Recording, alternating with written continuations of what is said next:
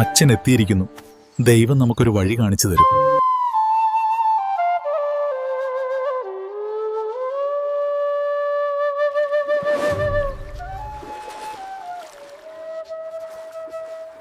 വേഗം വേഗം, അമ്പലത്തിനുള്ളിലായിരിക്കും ഉള്ളത്.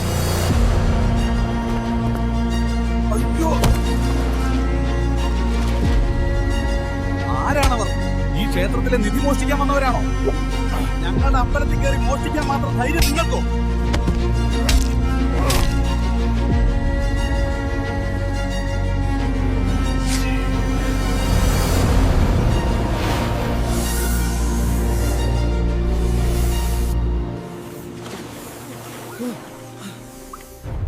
അയ്യോ, നാഗദൈവം, ഓടി രക്ഷപ്പെട്ടോടാ.